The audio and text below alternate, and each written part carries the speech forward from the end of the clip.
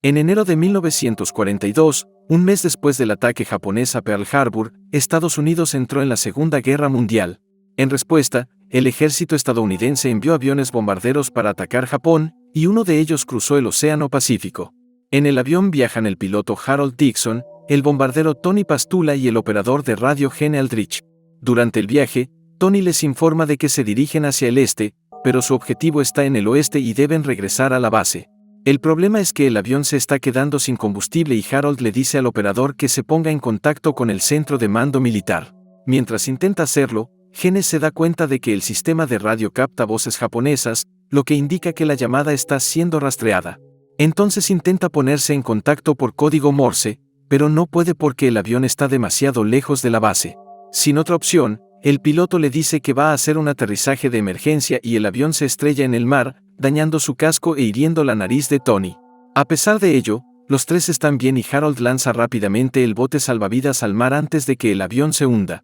Sin embargo, Tony no puede desabrocharse el cinturón y es arrastrado hacia abajo, pero con mucho esfuerzo consigue liberarse y utiliza el chaleco para subir a la superficie. Surgen más problemas cuando intentan inflar el bote, pero este acaba volcando. Tony tiene entonces la idea de utilizar los chalecos para atarlos al otro lado del bote y tirar de él en la dirección correcta y Gene está de acuerdo, pero le dice a su amigo que tenga cuidado al quitarse el chaleco, ya que no sabe nadar. Finalmente, los tres siguen el plan y consiguen dar la vuelta al bote, que, aunque diminuto para 3 personas, es ahora su mejor oportunidad de sobrevivir. A la mañana siguiente, comienza el primer día de espera del rescate, en el que Harold pide a Gene y Tony que se coloquen en cada extremo del bote. La idea es que los tres puedan cubrir todas las direcciones posibles en caso de que aparezca un avión americano. Pasan las horas y, finalmente, Harold ve un objeto que se mueve en el cielo y cree que es un caza americano, enviado para rescatarlos. Pide entonces que se despliegue el paracaídas para que el piloto pueda verlos más fácilmente, pero se ha hundido junto con el resto del equipo. Los tres se quitan entonces la chaqueta y la balancean en el aire, con la esperanza de que el piloto les vea, pero es inútil y el avión despega. Tony intenta mostrarse optimista, diciendo que vendrán otros aviones, pero Harold sabe que eso no ocurrirá. Según el protocolo del ejército, envían un barco a revisar la zona del accidente, pero si no hay señales de supervivientes, suspenden la búsqueda y regresan a la base. El piloto dice también que el avión no se acercó más, porque los tres deben de estar ahora en aguas enemigas. En consecuencia, el ejército los declara perdidos en el mar, lo que significa que a partir de ese momento los tres solo pueden contar con su propia suerte.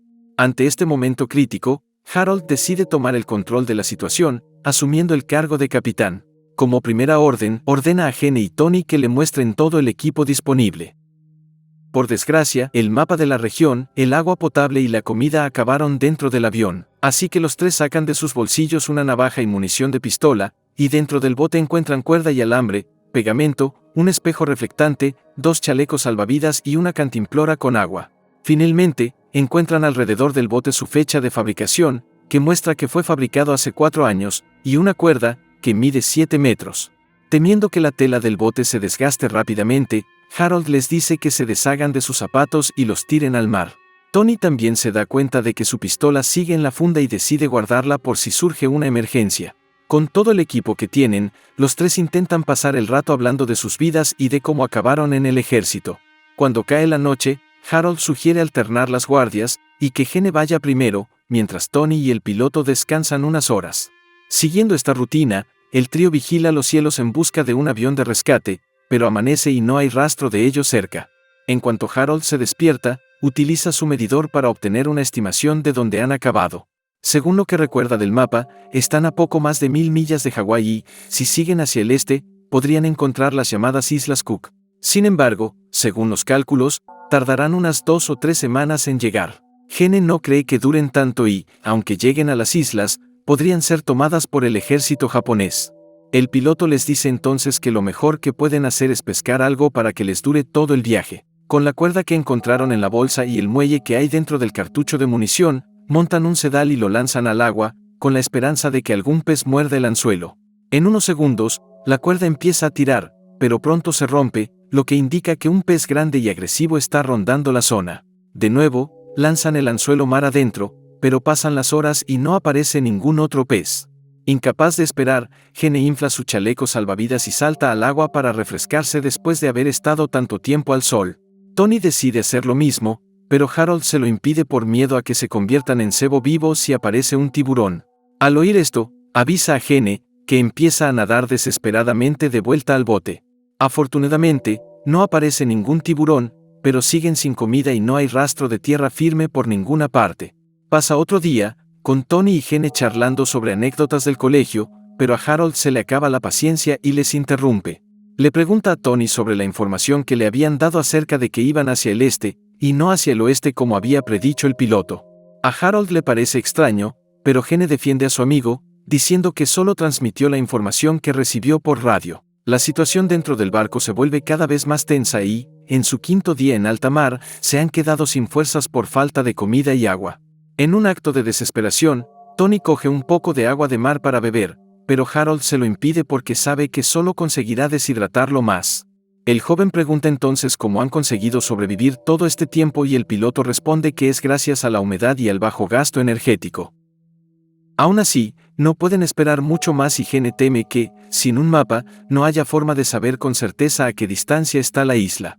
En ese momento, Harold recuerda el lápiz que suele llevar en el bolsillo de la camisa y, con él, el piloto dibuja un mapa utilizando uno de los chalecos salvavidas. Basándose en las últimas coordenadas del avión, se da cuenta de que el bote está cerca de una corriente marina que podría alejarlos del territorio enemigo. Para ello, necesitan un viento favorable y Harold pide a Gene que quite la cuerda que rodea el bote. A continuación, le dice a Tony que utilice los cables para crear un armazón lo suficientemente fuerte como para resistir el movimiento del agua. Finalmente, atan el alambre a uno de los chalecos y Harold lo lanza al agua, creando un ancla improvisada. Con esto, evitan que el bote se mueva en otra dirección y pueden mantener el rumbo siempre hacia el este. Cuando el viento es favorable, basta con retirar el ancla y dejar que el bote se mueva con normalidad. Pasan más horas y Gene decide rezar una oración e invita a Tony y Harold a unirse a ella. Pide a Dios que les ayude a aguantar hasta llegar a tierra firme y, sobre todo, que el Señor les haga llover para poder beber un poco de agua. Tras la oración, los tres comienzan a cantar en medio del mar, en un intento de hacer el ambiente un poco menos tedioso. Sin embargo, en cuanto los tres callan, sufren un golpe de realidad al darse cuenta de que siguen a la deriva en el mar, sin señales de un avión de rescate ni de una isla cercana. Al anochecer, Tony tiene una pesadilla en la que se ahoga en medio del mar. Pronto se despierta y, para su alivio, sigue en el bote y empieza a sentir las gotas de lluvia que caen sobre su cara. En unos segundos, comienza un fuerte aguacero y los tres beben rápidamente toda el agua posible. También guardan algo en sus cantimploras como reserva, renovando sus esperanzas de sobrevivir al largo viaje. Amanece de nuevo y Gene intenta enganchar un pez, pero ninguno de sus intentos funciona. Entonces prueba otra forma de pescarlos y, utilizando su cuchillo, comienza a golpear el agua con la esperanza de dar con un pez. De repente, Gene siente que la hoja ha atravesado algo duro y sospecha que ha golpeado el barco. Sin embargo, para sorpresa de todos, cuando levanta el brazo, un tiburón salta a la barca. En un rápido movimiento, Tony sujeta al enorme pez y Gene aprovecha para apuñalarlo varias veces. Con el tiburón muerto, los tres cortan su piel y encuentran peces más pequeños en el interior de su estómago, lo que indica que el depredador se había alimentado apenas unos minutos antes. Gracias a ello, los tres no solo han podido comer y recuperar energías, sino que también han conseguido cebo y una reserva de comida para unos días más. Tras la comida, siguen charlando, mientras limpian toda la sangre de tiburón que ha salpicado el bote. En el transcurso de la conversación, Harold le cuenta que tiene esposa, pero que ha estado ausente desde que fue reclutado por el ejército. Gene dice que aún no ha encontrado con quién casarse, pero Tony promete presentarle a su hermana, Frances, en cuanto regresen a Estados Unidos. Gene se inquieta al respecto y le pide a Tony que le cuente más cosas sobre ella, mientras intenta recomponer en su mente una imagen de la joven. A pesar de este momento de relajación, el trío sospecha que algo va mal y, cuando miran hacia el mar, encuentran un grupo de tiburones rodeando el bote. Por ello, deben permanecer fuera del agua el mayor tiempo posible o se convertirán en la próxima presa. En mitad de la noche, Gene se despierta e intenta limpiarse la cara con el agua del mar, pero acaba olvidándose de los tiburones y uno de ellos le muerde la mano. Por suerte, consigue arrancársela antes de que le devoren la mano, pero la herida es grave y Harold improvisa rápidamente un vendaje. Al día siguiente, los tres permanecen en el bote, comiendo y bebiendo lo justo para mantener su energía y hacer que sus reservas duren el mayor número de días posible. Sin embargo, han pasado más de 10 días y, a pesar de que otra tormenta llena las reservas de agua, los tiburones siguen patrullando el bote. Es más, la herida de la mano de Gene empeora e incluso empieza a alucinar, viendo una isla que se perfila en el horizonte. Pero Tony dice que solo está viendo cosas y le pide a su amigo que intente descansar un poco. Con todos estos contratiempos, el trío llega al 15º día en el mar y sus reservas de alimentos ya se han agotado. De repente, una gaviota se posa cerca del barco y Gene no tarda en pedirle la pistola a Tony. Con un disparo certero, acierta al ave, pero el tiro la hace salir volando y caer al agua. Harold se despierta sobresaltado por el sonido del disparo, pero sin dudarlo, salta al mar y nada hasta atrapar al pájaro. Después se dirige de nuevo al bote, pero Gene y Tony ven una enorme aleta que se acerca al piloto. Gritan al piloto que nade lo más rápido posible y Gene intenta disparar al tiburón, pero el arma se queda sin balas. Harold sigue hacia el bote, gaviota en mano, y justo cuando estaba a punto de ser devorado por el depredador, Gene y Tony consiguen apartarlo en el último segundo. Con todos en el bote, divisan al enorme depredador, que resulta ser un gran tiburón blanco. Una vez más, los tres tienen que permanecer fuera del agua todo el tiempo, pero al menos tienen algo más de comida para recargar las pilas. Mientras terminan de comer, Tony sostiene la pistola en la mano, que solo contiene 3 balas. La estaba guardando por si no llegaban a la isla, pero cambia de idea y tira la munición al mar. Al anochecer, le toca a Gene vigilar y ve cómo la aleta del tiburón blanco desaparece en el agua. Deduce que el depredador ha renunciado a su presa y se ha marchado, con lo que el trío tiene un problema menos del que preocuparse. Aún así, siguen en alta mar, sin comida ni agua suficientes y la isla parece alejarse cada vez más. Harold sigue durmiendo y sueña con el día del fatídico incidente con el avión, pero esta vez se encuentra completamente solo dentro de la cabina. El piloto se despierta sobresaltado y se enfurece al darse cuenta de que Gene y Tony también duermen, sin que nadie vigile el bote. Les acusa de desobedecer una orden directa de un superior y de que, al no haber nadie despierto para echar el ancla, pueden haberse equivocado de rumbo.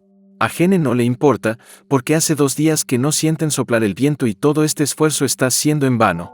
Harold insiste en que están siguiendo la ruta, porque antes del viaje en avión, el piloto había memorizado cada detalle del mapa en el centro de mando. Sin embargo, Gene no cree que esto sirva de nada, ya que el piloto se basa en estimaciones para precisar la ubicación de la isla. Por último, acusa a Harold de ser el responsable de que se hayan desviado tanto de su rumbo que no hayan podido contactar con la base. El piloto intenta discutir, pero él mismo se da cuenta de que sus suposiciones no se han confirmado. Según sus cálculos, los tres habrían encontrado las Islas Cook en unos 15 o 18 días, pero han pasado 20 días desde que el avión se estrelló y no hay ni rastro de tierra. Esto hace que Gene se enfade aún más y vuelva a preguntar al piloto por qué tomaron una ruta diferente. En medio de la confusión de su mente, Harold vuelve a recordar el viaje en avión. Durante el viaje, Gene intentó ponerse en contacto con el piloto, informándole de que estaban fuera de contacto con la base. Harold no le respondió a tiempo, por lo que recuerda que durante el vuelo se quedó dormido unos minutos. Como consecuencia de este descuido, el avión voló sin rumbo durante el tiempo suficiente para cambiar de rumbo y provocar toda esta situación. Avergonzado al darse cuenta de la trágica realidad, el piloto pide disculpas a sus 2 compañeros por el error que podría haberles condenado a una eliminación segura. A pesar de la revuelta, Gene les dice que su única esperanza es el mapa dibujado por Harold y que deben seguir la ruta hasta el final. Al oír esto, el capitán vuelve a sentirse motivado y pide prestada la navaja de Gene. Con ella, el piloto se corta un par de zapatos y utiliza las suelas como improvisado remo. Gracias a este recurso, los 3 se turnan para empujar el bote un poco más rápido por el mar, con la esperanza de encontrar la isla lo antes posible. Sin embargo, llevan un mes en alta mar y siguen sin ver tierra a su alrededor. Los 3 se han quedado sin fuerzas, pero Harold insiste en que deben utilizar hasta la última gota de energía para sobrevivir. Aún así, Gene teme que se acerque el final de su vida y pregunta al piloto si su familia tendrá derecho a un seguro de vida. Tony hace la misma pregunta y Harold le responde que, al estar marcados como perdidos en el mar, el ejército los considera muertos y el dinero pasa a sus familias. Esto alivia un poco a Tony, pero lamenta no poder volver a casa y dedicarse a su afición favorita, que es escribir poemas. Harold le pide entonces que recite uno de sus poemas, pero Tony está demasiado débil y se queda dormido. Más tarde, el tiempo empieza a refrescar y el trío intuye que se acerca la lluvia. De nuevo, Siguen el procedimiento de beber toda el agua posible y guardar una reserva en la cantimplora, pero esta vez la tormenta comienza a intensificarse rápidamente. Al poco tiempo, todo el cielo se cubre de nubes oscuras y empiezan a caer rayos. Harold le dice entonces a Gene que aguante todo lo posible y le entrega a Tony su chaleco salvavidas para que no se ahogue si el bote se hunde. La tormenta arrecia y una enorme ola se acerca al grupo. Los tres aguantan como pueden, pero la lancha neumática acaba volcando y son arrojados directamente al mar. Gene y Harold consiguen salir nadando, pero no encuentran a Tony por ninguna parte. Temiéndose lo peor, gritan su nombre hasta que encuentran al joven soldado, que ha conseguido aferrarse al bote en el último momento.